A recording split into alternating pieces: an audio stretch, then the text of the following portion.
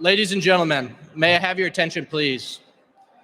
Please stand for the arrival of the official party.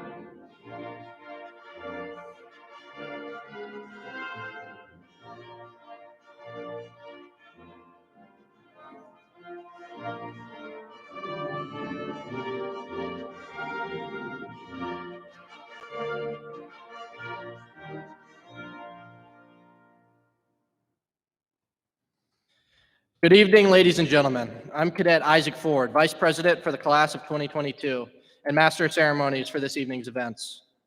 Welcome to the 500 night weekend banquet for the USMA class of 2022. Let me begin by introducing to you our official party. The class of 2022 is honored to welcome our guest speaker and his spouse, General Martin E. Dempsey and Mrs. Dempsey. The Superintendent of the United States Military Academy and his spouse, Lieutenant General Darrell A. Williams and Mrs. Williams.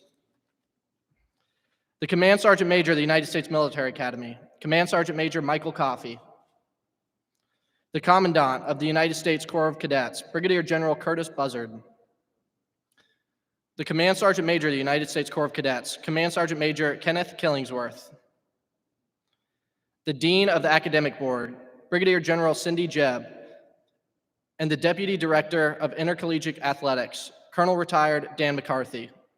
Please remain standing for this evening's invocation to be delivered by Cadet Luke Stoner, and remain standing for this evening's toasts.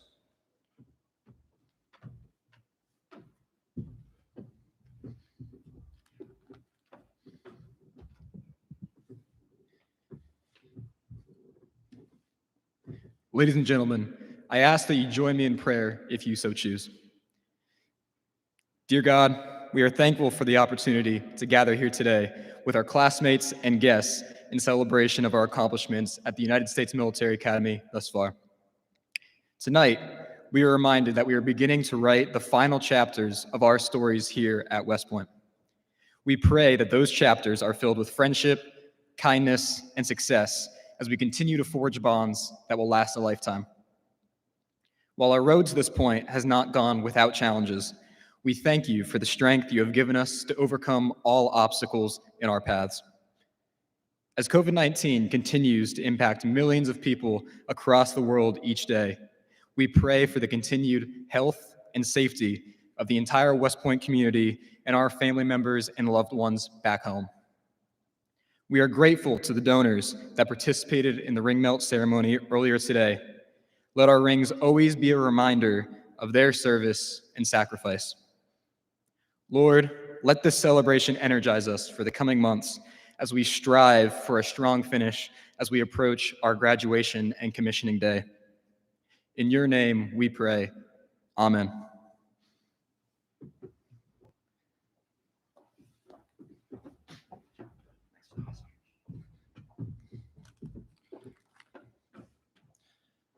Ladies and gentlemen, please charge your glasses for the toast.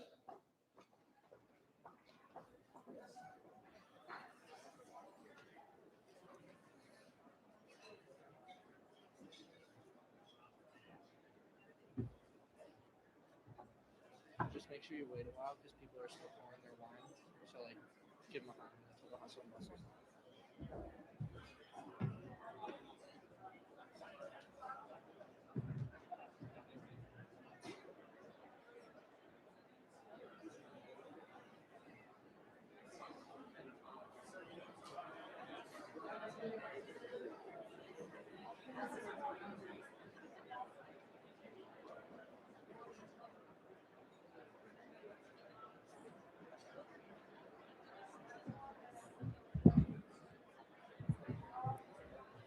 Ladies and gentlemen, I propose a toast to the President of the United States.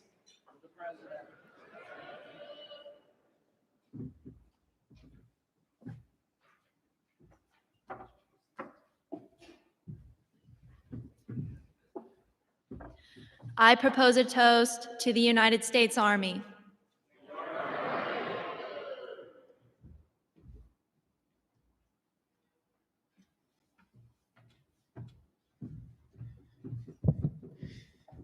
I propose a toast to the United States Military Academy. To the Academy.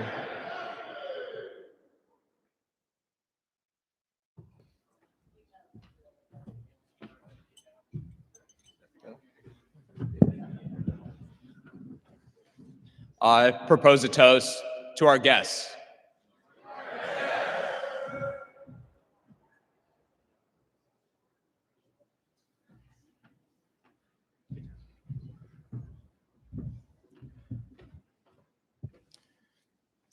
Ladies and gentlemen, please ensure your glasses are charged with water for the fallen comrade toast, delivered by Cadet Karen Yan.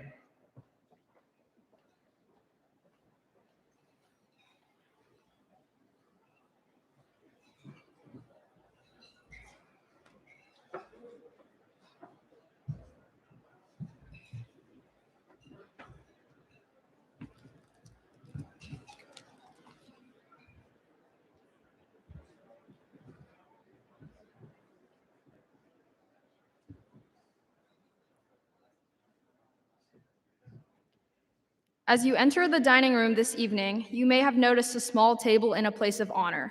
It is set for one military member to represent each of the military services. This table is our way of recognizing the members of our profession of arms who are absent from our midst. The table is small, symbolizing the frailty of one prisoner alone against his oppressors. The tablecloth is white, symbolizing the purity of their motives in answering our nation's call to arms. The chair is empty. They are missing. The napkin is black, the American color for mourning. The single red rose reminds us of the hearts of loved ones. It is tied with a yellow ribbon to symbolize the everlasting hope for a joyous reunion with those yet unaccounted for. A single candle flame represents an eternal flame for their sacrifices. The slice of lemon on the bread plate reminds us of their bitter fate. There's also salt, symbolic of the tears endured by the missing and their loved ones. The wine glass is inverted. Our distinguished comrades cannot toast us this night or join in our festivities. Honored guests, ladies and gentlemen, as we solemnly toast, please remain silent. To our comrades killed in action, missing in action, or prisoners of war.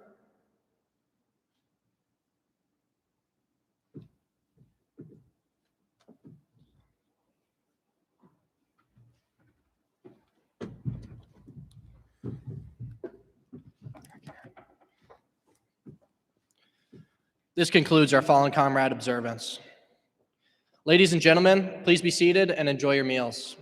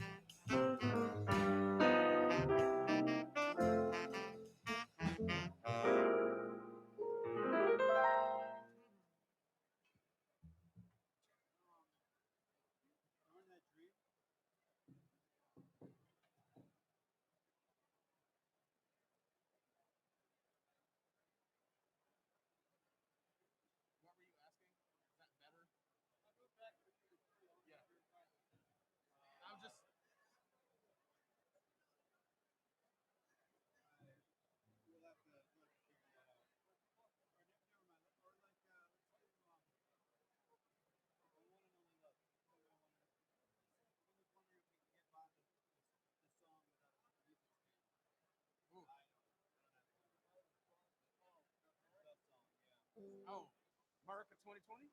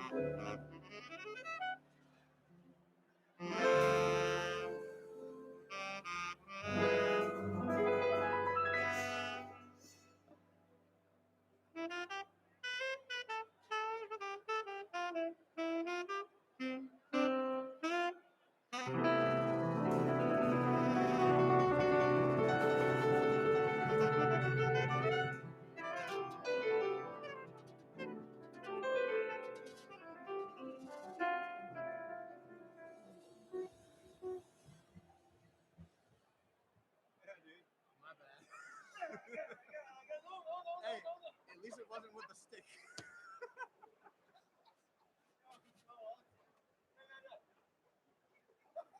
Hey, don't make it look like it was so aggressive. Oh, it was? No, it was like, oh. How about you, Boston? We were just talking about bosses too. Now I'm gonna be all. Was that the rhythm?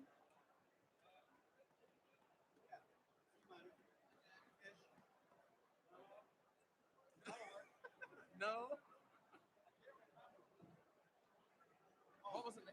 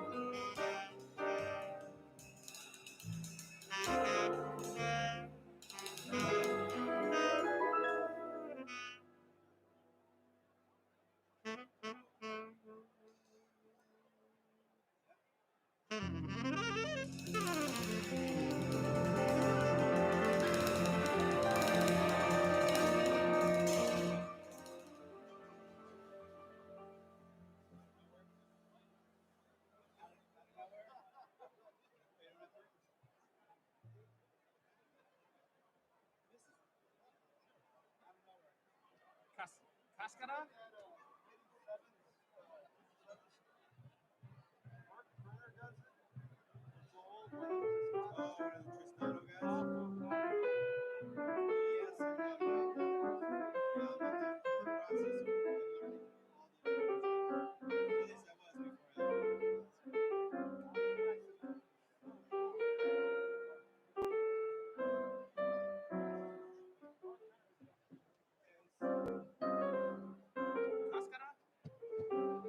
Cascara? Cascara?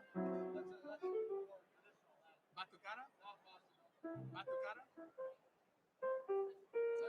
What is this?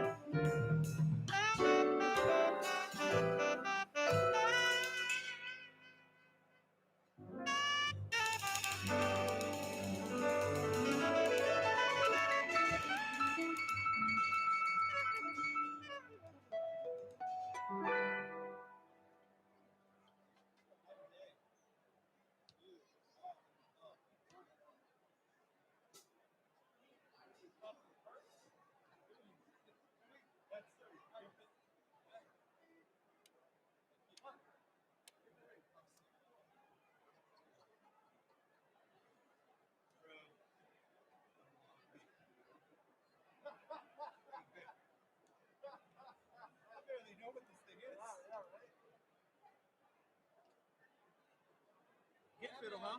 Guitar. Well,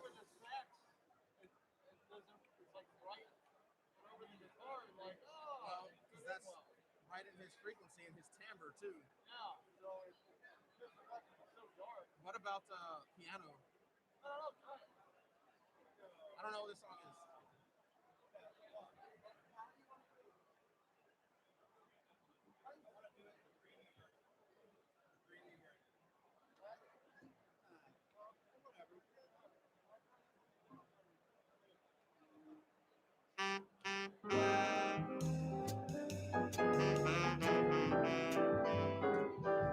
That's awesome.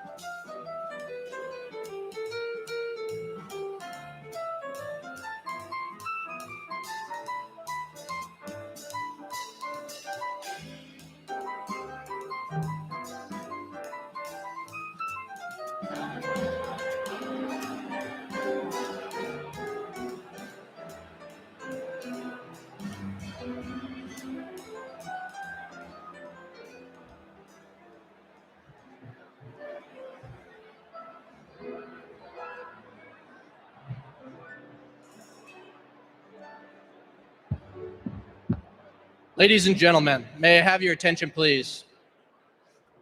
At this time, allow me to welcome to the lectern our class president, Cadet Xavier Williams.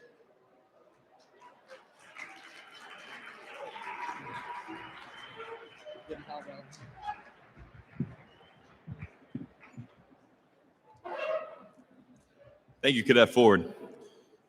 Welcome to the 500th night celebration for the class of 2022. Earlier today, many members of the class were privileged to be a part of the 21st annual ring melt ceremony. The West Point Association of Graduates started this program years ago, and if you are unfamiliar, the Class Ring Memorial Program is a program that accepts West Point's class rings, or graduates' descendants may donate their loved ones' rings for the specific purpose of incorporating the gold into the class rings for the future graduates. There are 669 rings that are now part of this program. 52 rings were donated this year for our class. The rings were melted today at a ring melt ceremony. This program is a meaningful celebration of the tangible connection between the past and the future generations. Please direct your attention to the screens for a short video from the ring melt ceremony earlier.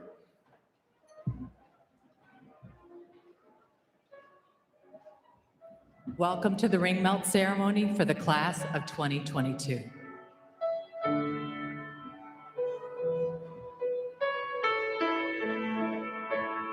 I am Kathy Kilner, class of 1990, and the Director of Class Services at the West Point Association of Graduates.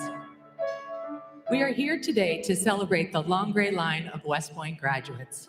This ceremony brings together several groups of people: the United States Corps of Cadets, graduates and classmates who are tuning in on the live stream to support fellow members of the Long Gray Line, the Herb Jones Ring Company, the ring donors, families, and friends. And I want to thank each of you for being an integral part of this event today.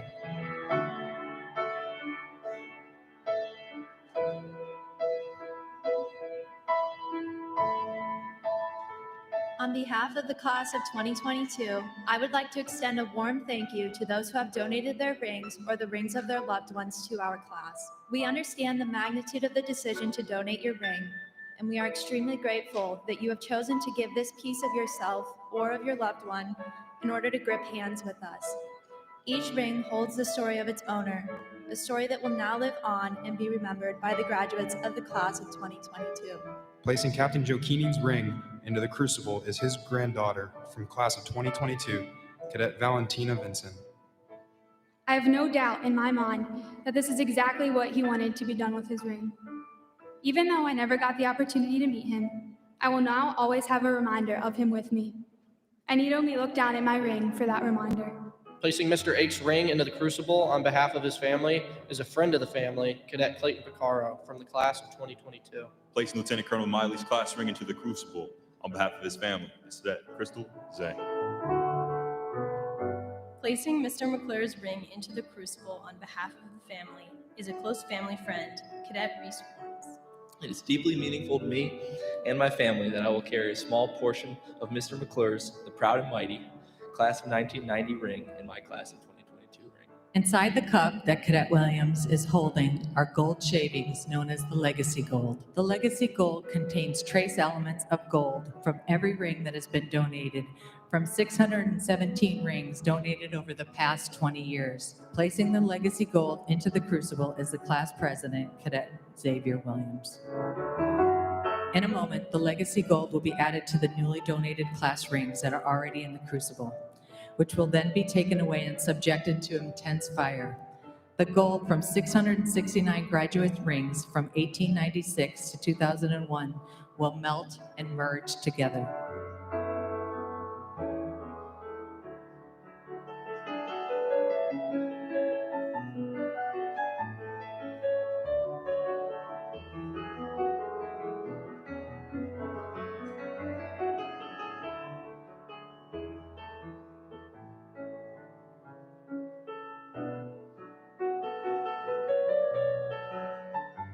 Having him give his ring today, knowing what that means to him it's kind of, words can't describe how good that feeling is.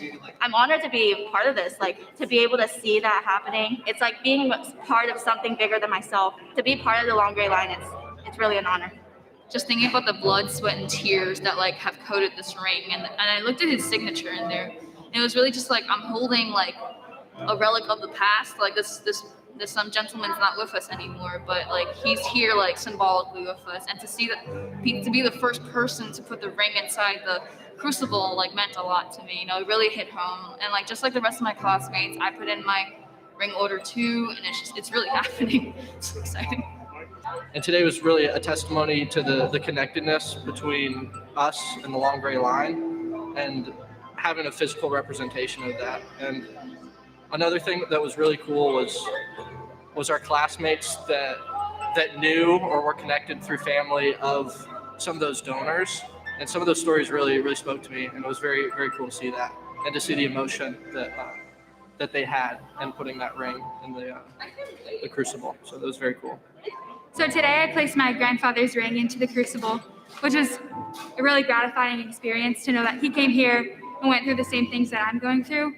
And today I got to place his ring into that, and I will get to wear his ring on my finger every day, and he'll be with me everywhere I go. So I'm very grateful for the experience today. Being able to have a physical representation of that connection we have to the Long Gray Line was just profound, and being a part of the ring melting and knowing that all of those members of the Long Gray Line before us have sacrificed their ring so that they could be a part of our classes was just really great. People are talking about the parents and the things the parents went through, or talking about their own experiences, kind of, one, helped me build a connection with them and helped me build a connection with the rings themselves. We're looking forward to it as a class. I'll say that this made it a lot more real. About 500 days from graduating, or even more closer to getting our rings. It's gonna make it even more better. So very appreciative again, and super excited to get our rings in August.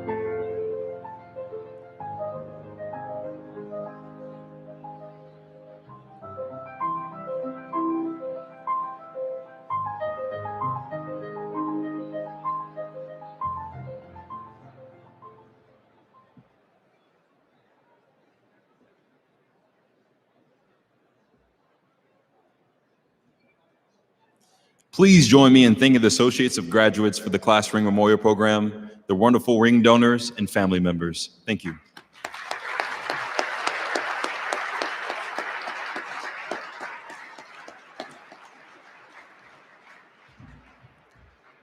General Dempsey and Mrs. Dempsey, General Williams and Mrs. Williams, Command Sergeant Major Coffey, General Buzzard, Command Sergeant Major Killingsworth, General Jebb, Colonel Retired McCarthy, and the class of 2022. It's an honor to stand before you tonight as we celebrate a highly anticipated moment in our cadet journeys. Nearly 1,000 days ago, we entered the hall for the first time, and now we celebrate leaving it in less than 500.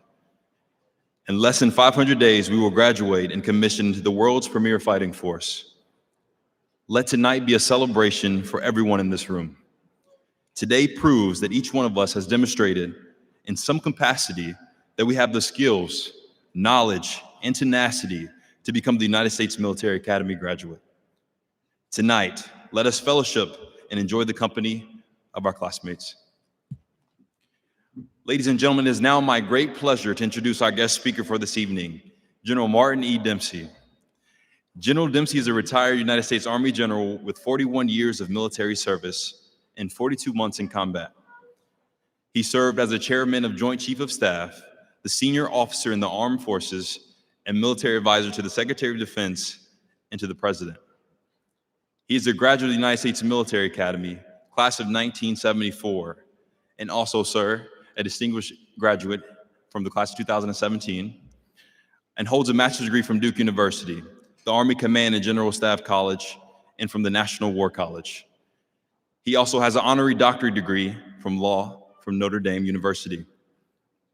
General Dempsey's many awards and decorations include the Bronze Star with Valor Device, the Distinguished Service Medal, and Distinguished Service Medals from the Army, Navy, Air Force, and Coast Guard. Ladies and gentlemen, please join me in welcoming to the stage General Dempsey.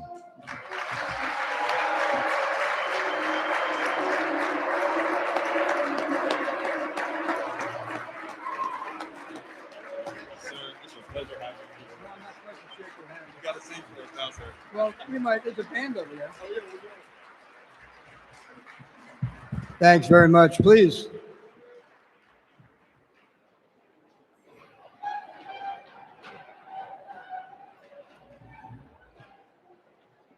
You know, you ever see the movie Apocalypse Now, and Robert Duvall says, there's nothing like the smell of napalm in the morning? My memory is, there's nothing like the sound of 1,000 chairs scraping across the floor in the mess hall. So I appreciate you bringing that memory back. Let me begin by thanking the team here at West Point, the soup, the comm, the dean, Todd, AOG. Congratulations to the committee for especially that, what I found to be a rather remarkable and moving ring ceremony. I don't know that I've ever seen that up close and personal like you just allowed me to see it. Really, really quite something. And, you know, and truthfully, if I had any sense at all, I would simply tell you to reflect on the fact that you are part of the long gray line, and you're gripping hands with all of those who came before. And as you matriculate out into the Army, as it was described, the finest force the world has ever known, there'll be others gripping hands with you. And if I had any sense, I would just say that and remind you that you still have 500 days to go. It's actually a lot of days if you count them up. But I'm not that clever that I would stop. Let me, because my wife Deanie's joining me here. She experienced West Point right along with me pretty much. And I say that because I know that under normal circumstances, whatever that is, you would have family members or significant others, and this would be a great celebration not only of you as classmates, but also of those closest to your heart, and they can't be here this year because of this pandemic. And I know that many, I hope, are Zooming in, and I want to thank them because they have done two things importantly. They have obviously inspired you by their example to lead a life that is uncommon and that is based on service. And secondly, in a very practical way, they are sharing you with us, that is to say, those who either have or will lead the military. And I want to thank you both for your example and also for sharing your sons and daughters with us. Let's give them a round of applause.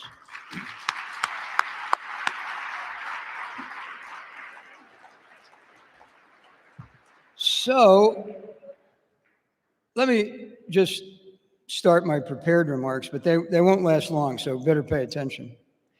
I want to welcome you to the celebration of your class, of our traditions, and make no mistake about it, our traditions and rituals in our military are very important, and of taking that one step closer to becoming commissioned officers in our Army.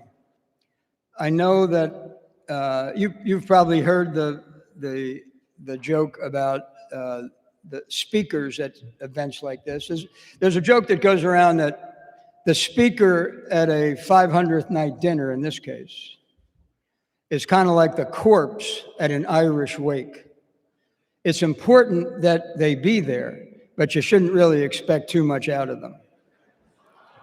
So I hope I can at least exceed that low expectation for you. Let me tell you what impresses me most about you as a group And I'm sure if I got to know you as individuals, that impression would be validated. You were born, most of you, although I know that the second oldest cadet in the class is 25. I don't know how old the oldest one is, but what I do know is that most of you were born sometime around the year 2000. And when I think of what you have experienced in your young lives, and what our country has gone through in those 20 years, it's absolutely remarkable to me. And it's remarkable because we're still standing strong. And by the way, let me just tell you the four things that strike me as most important over those 20 years in terms of national level experiences. Obviously, it started in 2001 with the attack on the World Trade Center and on the Pentagon and in the field in Pennsylvania. And first time that our country had that the United States sovereign territory had been invaded and attacked since 1941. You lived during that time. The second thing, of course, is we are still involved in the longest war in our history. So here you are as West Point cadets aspiring to commission to be leaders in an organization that defends the country from its enemies. And we're in the middle of the longest war in history. And likely it will last a bit longer. And also likely there will be other challenges that we're going to ask you to address. The third thing is we're in the middle right now of the worst pandemic in our history. I mean, arguably, on a per capita basis, the 1918 Spanish flu was probably more severe, but this one feels pretty severe, actually. I mean, look around.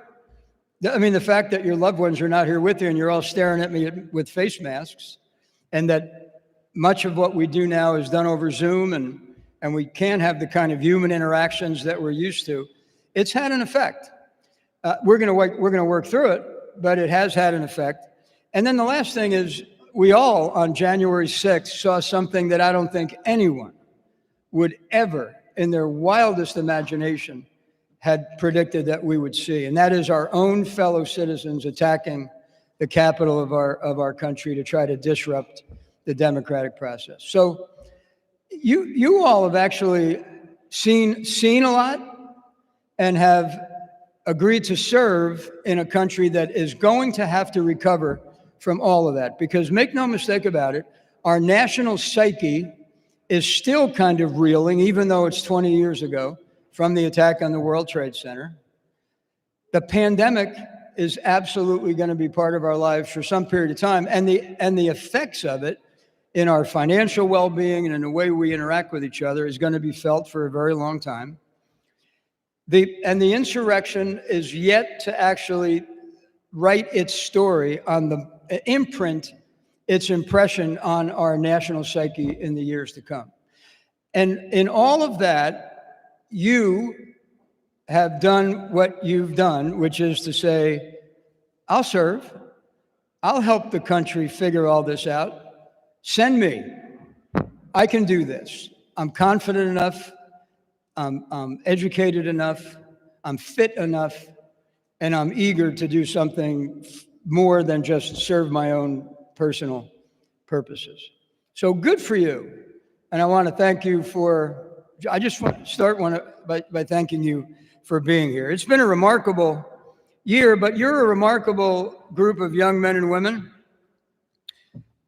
You are growing and every day. In your 47-month experience here at West Point, you'll continue to grow.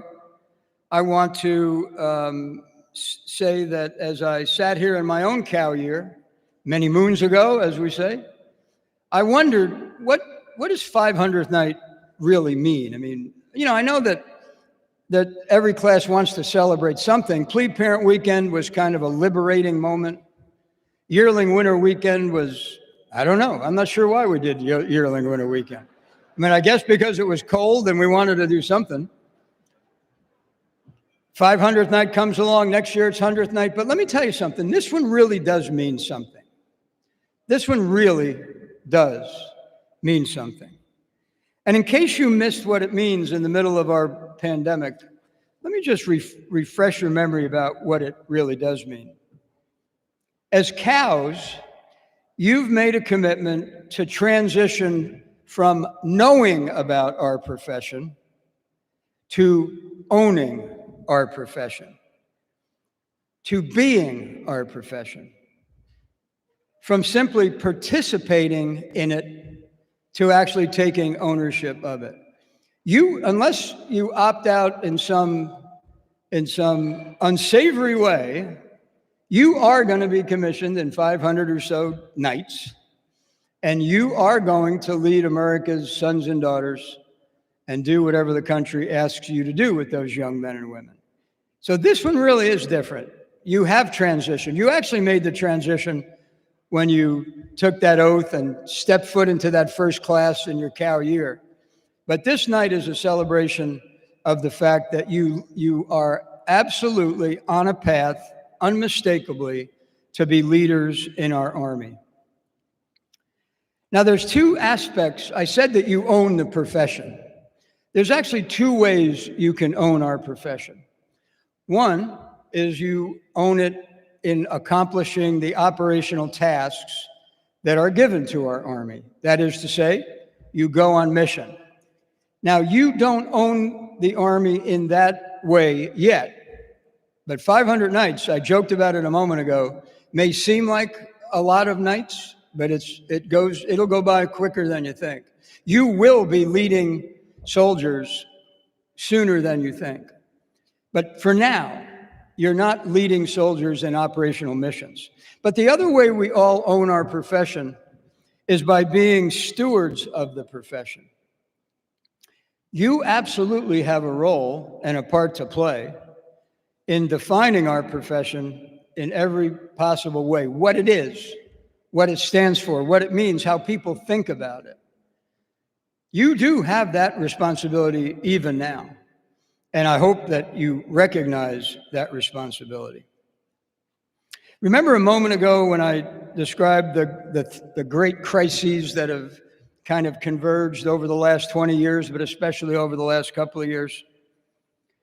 I want to suggest to you that in a way that I don't think we talk about often enough, those kind of crises generate certain emotions. I mean, we've seen it. Anger is certainly one of those emotions. Uncertainty is certainly one of those emotions. It can lead to pessimism, being unsettled, being unsure. And I think as a country, we'd have to say we are a little more pessimistic. We are a little more unsettled. We are a little more angry. But the one emotion that I think we don't talk about enough, I guess because we're afraid to admit it, is all of those crises that bear down on us generate fear. That's really the emotion that is generated most prominently in these crises, is fear. Fear for our health, fear for our safety, fear for our financial well-being.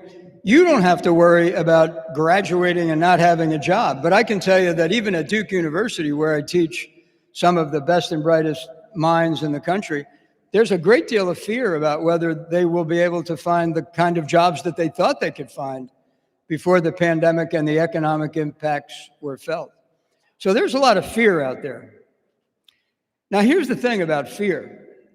There's only one antidote to fear, only one, and that's a sense of belonging. The only way we get through the things in our life that cause us to fear is if we feel like we belong, that we have others experiencing the same thing, that we have a team around us that can help, a family around us, whatever it is.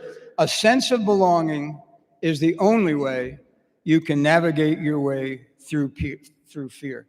And here's what I'd like you to remember about tonight and my challenge to you as you complete your education at West Point and go out and lead our Army. As a leader, you have no greater responsibility than to build in your organization a sense of belonging. That's it. You must build a sense of belonging in those who are entrusted to your care, or their fears will overcome them and you won't be able to get the jobs done that we're going to ask you to do.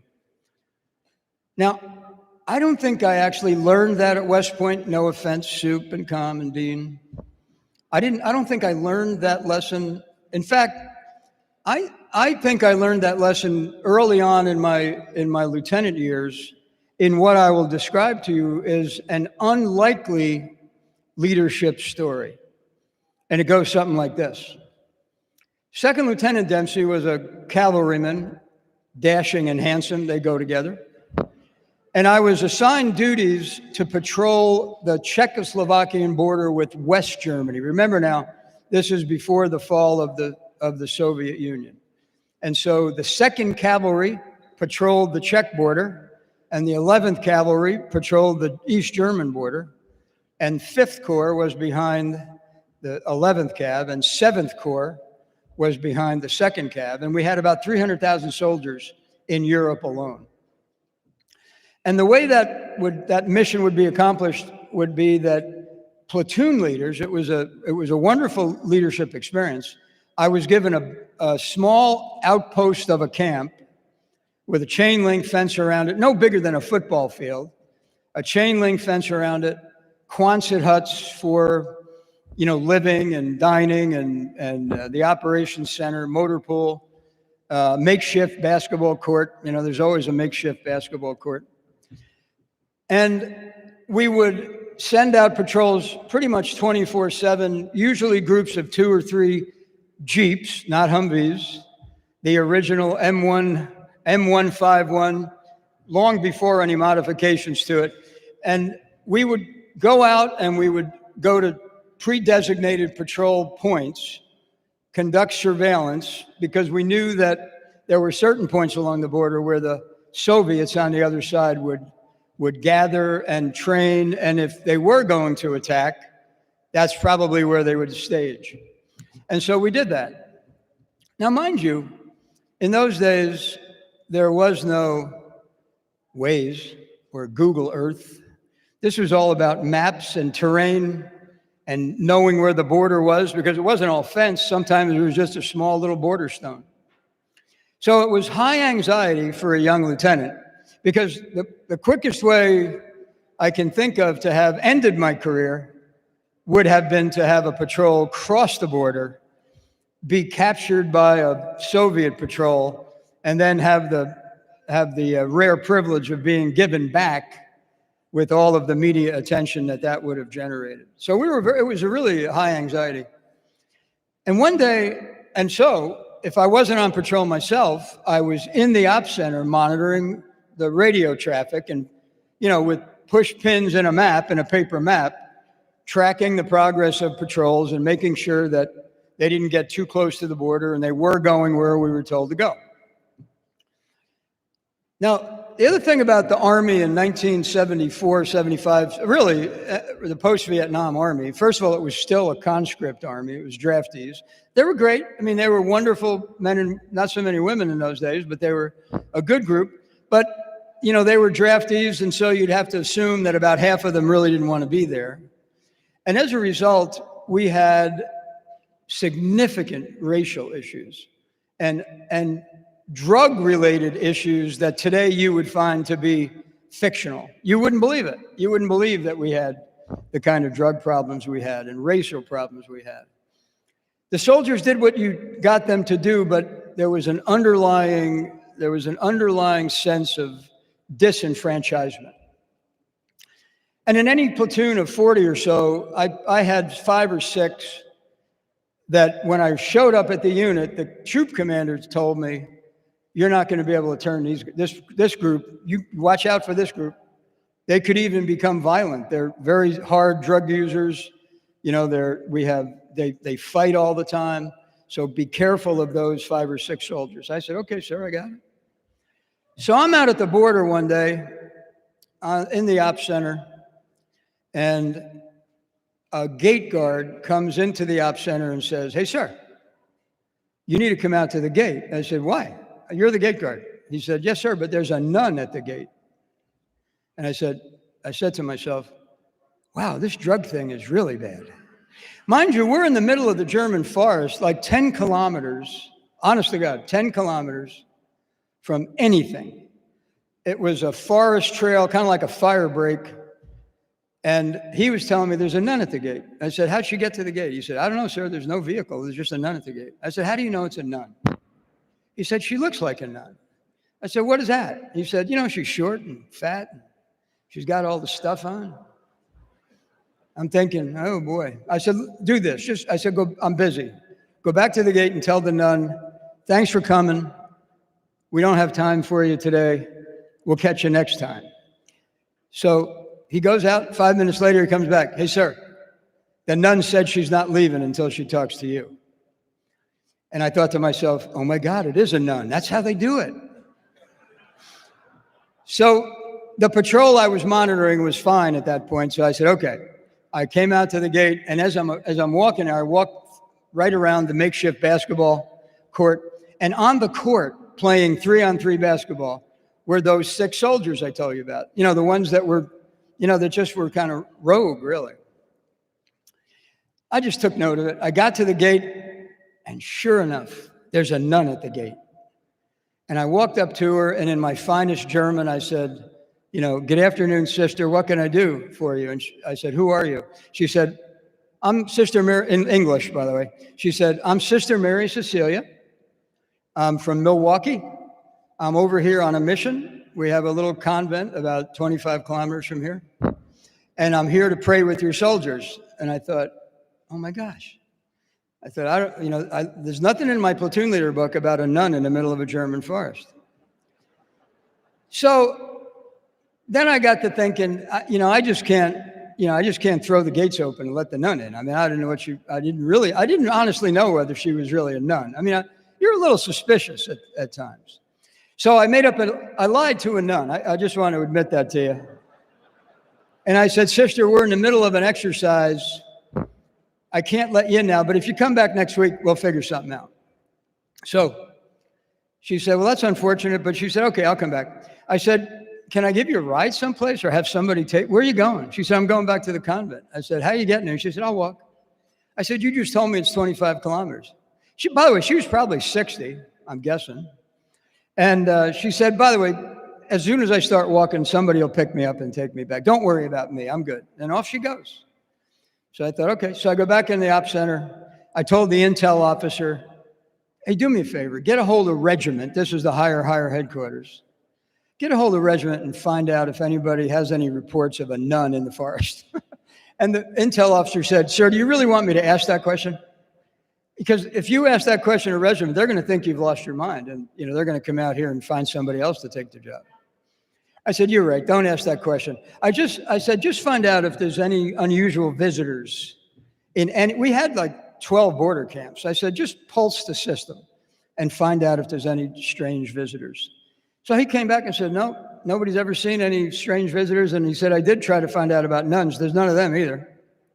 I said, okay. The next Sunday it rained. The following Sunday, I'm in the op center and you know what's going to happen. The gate guard, sir, there's a nun at the gate. I said, I go out to the gate. She says, I'm here to pray with your soldiers. I said, okay, sister. I said, but before I open this gate, you got to do what I tell you. You got to stick with me. I'll take you where you need to be. You can't make the soldiers pray. We can offer, and you'll find that they will be very respectful to you, but you got to stay with me, right? You're going to do that? She said, of course, Lieutenant, I'll do that. We opened the gate, and she bolted. I mean, I didn't know a 60-year-old in a robe could move that fast. And she bolted right to the basketball court where the 6 soldiers, exactly the 6 soldiers I was most worried about, were playing basketball. And she strolls right into the middle of them. And they're looking at me like, what are you doing? Why are you letting this happen? You're the lieutenant. You're in charge. This is not good. And I'm shrugging my shoulders, like, it's a nun. What am I going to do? It's a nun. And she says to them, I'm Sister Mary Cecilia. I'm here to pray with you. I chimed in and said, you don't have to do this, but if you want to pray, this is your huckleberry right here. And I turned around and walked over to the edge of the basketball court, believing that I would turn back around and none of them would take her up on it. And you know what? Every one of them had their hands crossed in front of them and had their heads bowed, and she was praying with them. So then I took her around to different places, but as she was running over, I was yelling to her, "Sister, don't go there. Don't go over to that group." Now I take her around to other places. It's time for her to go home. I said, "Sister, can I have somebody drive you back?" And she said, "Yeah, absolutely." So I had a Jeep brought up, and she said, "I want you to drive me back." And I said, "Sister, I don't have a license." And she said, "It's a Jeep. How hard could this be?" And I'm thinking to myself, okay, first I lie to the nun, and now I'm going to drive without a damn driver's license. By the way, don't do this. I'm telling you, don't do this, because you could get caught. This is the old days. So I hop in the Jeep. It had no top on it, by the way, because we're on patrol. Nun is over here. I'm driving.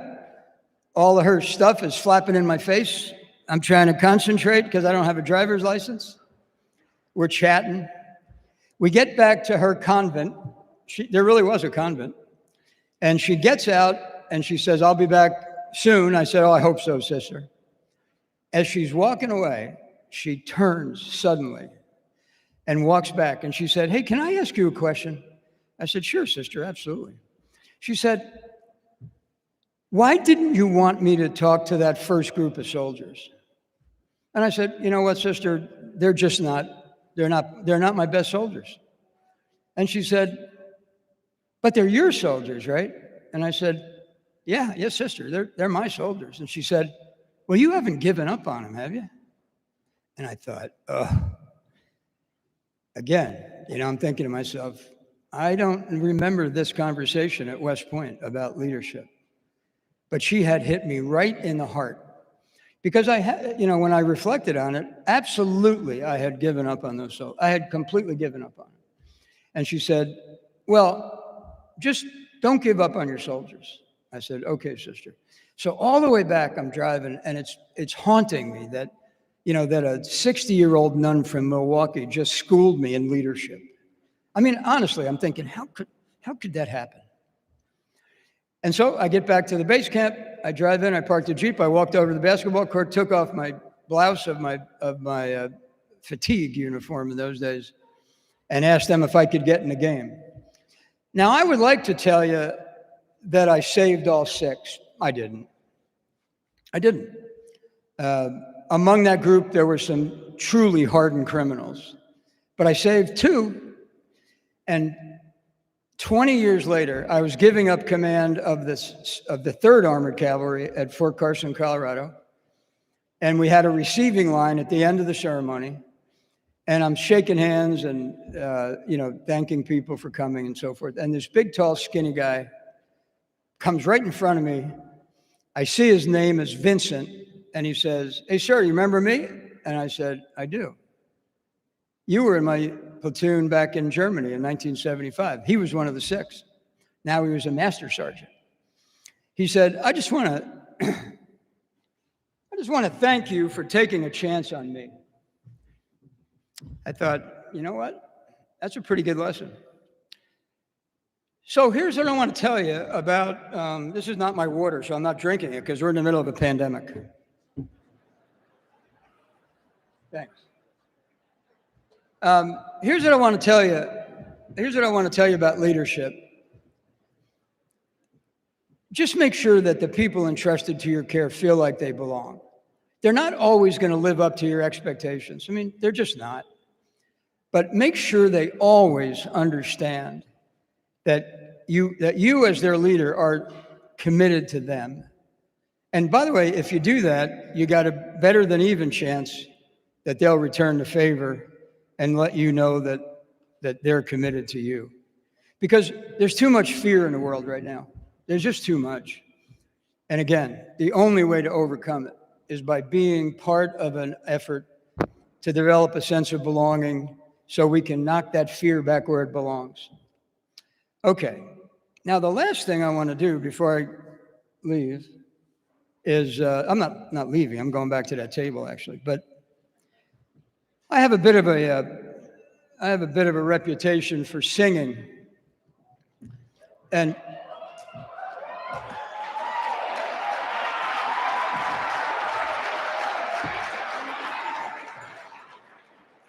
so here's what I want to do tonight. I belong to, I'm on the board of a group of a nonprofit called TAPS, the Tragedy Assistance Program for Survivors. And what they do is they, once the Army, they take care of the families of the fallen.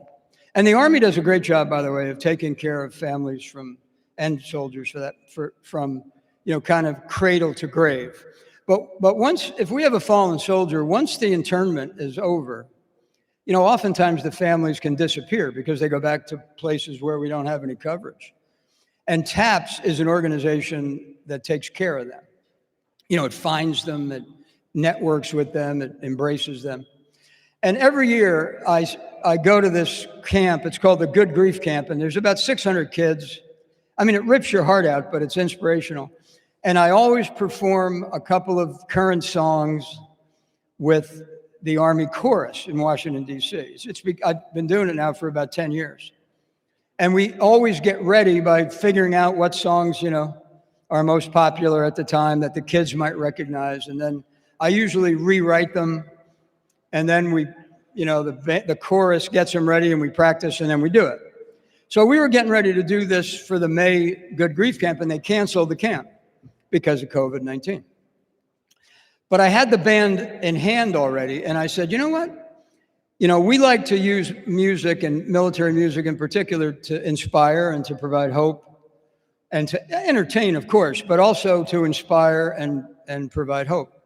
I said, what about if we reached a little higher? I mean, we try to do it for the military.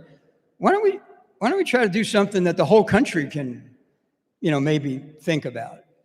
And they said, what do you mean? I said, well, let's do a song and I'll try to get it on, one of the major networks and maybe it'll help people get through this pandemic. So, because you could feel people just getting weighed down by the thing.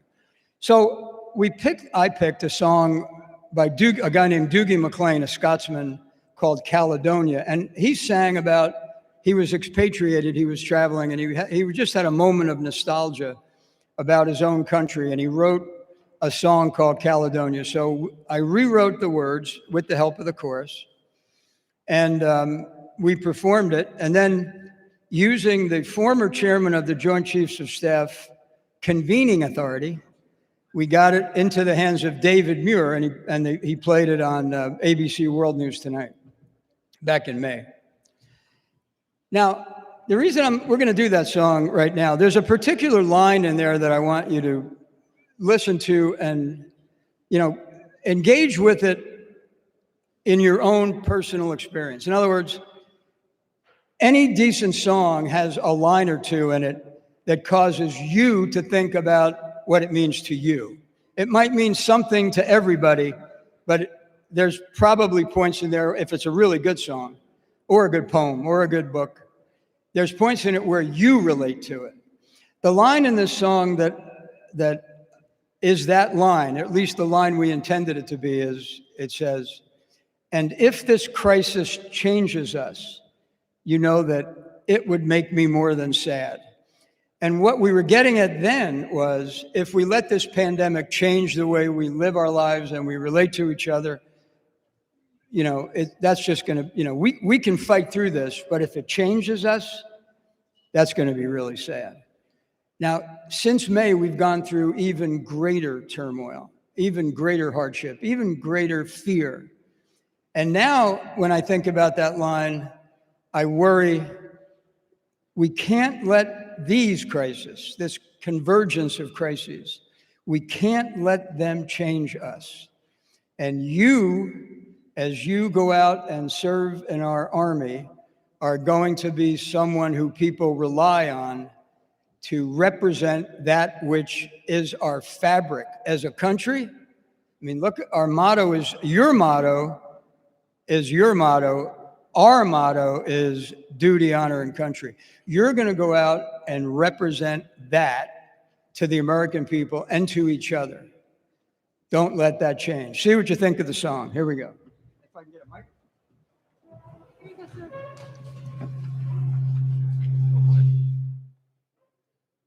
Okay, I see help has arrived. Good. How are you? Testing. Okay. How do I pick this up? Thanks. Can you hear me, Xavier? All right. I've heard you got a voice. Let's see. All right, here we go.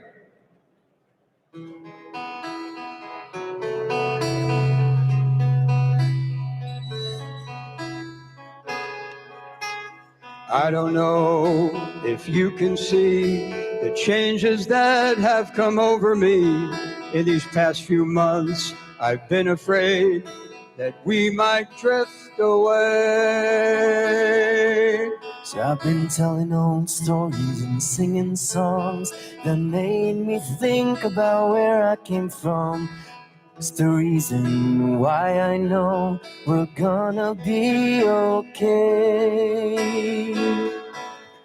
Oh, let me tell you that I love you, and I think about you all the time. America, you're calling us, still our home, sweet home. And if we let this crisis change us, you know that it would make me more than sad. America, you're everything I've ever had. Things have changed and they keep on changing. Freedom's lost and our fears are raging. Those who serve keep our hope of faith. Their courage lights our way. We've got to try and keep on trying. Times are tough, yes, there's no denying. We'll travel on, our banners flying, steady in the wind. Oh, let me tell you that I love you, that I think about you all the time. America, you're calling us, still our home, sweet home. And if we let this crisis change us, you know that it would make me more than sad. America, you're everything I've ever had.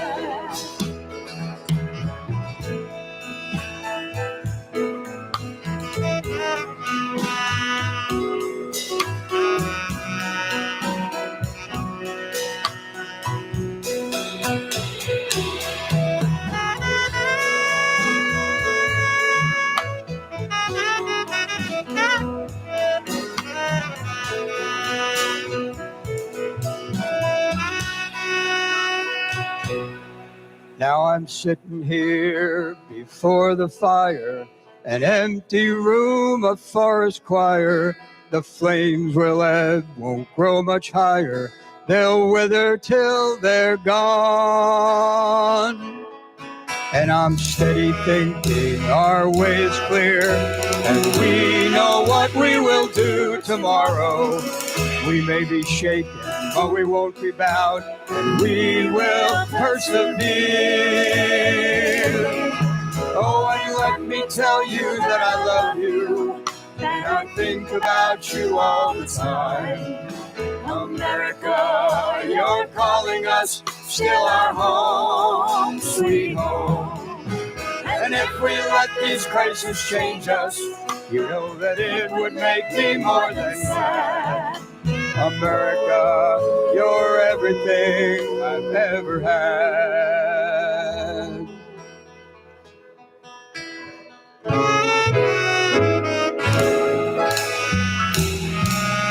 Good luck, class of 2022.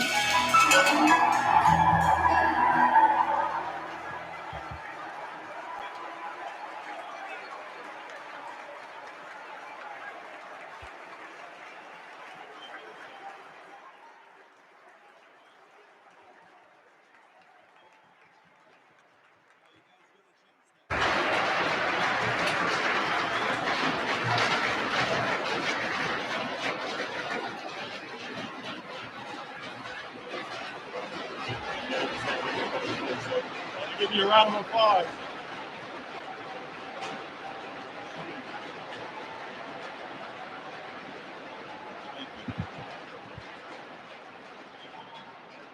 General Dempsey, on behalf of the class of 2022, I'd like to present you this cadet bus as a token of our appreciation, sir. Thank you so much for doing that throw day. Thank you so much. Are you going to grab a quick picture right here, sir? Can we grab that for you? Thank you.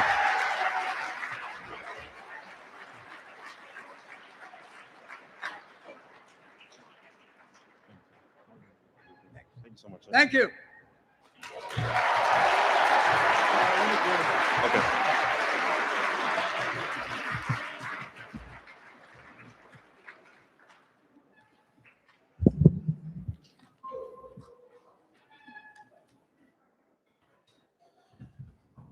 Ladies and gentlemen, please stand and ensure your glasses are charged for the final toast.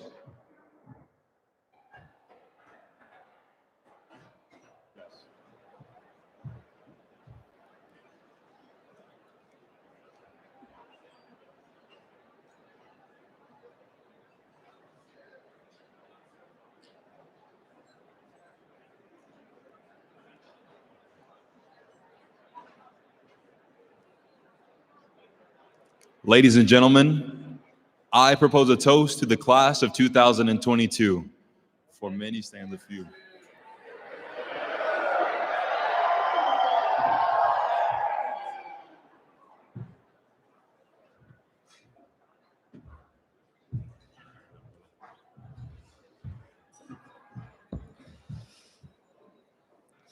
Tough act to follow there.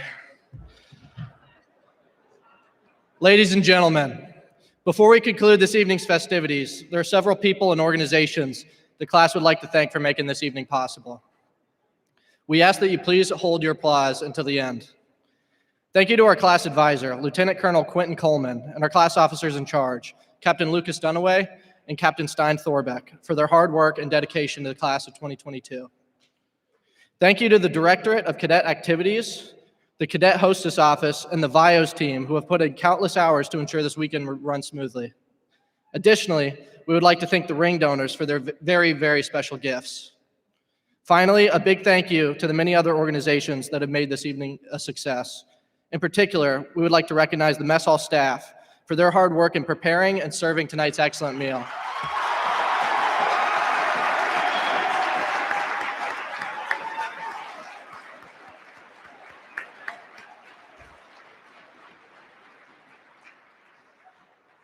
Ladies and gentlemen, this concludes our 500th night weekend banquet. Please remain standing behind your chairs until the official party has departed.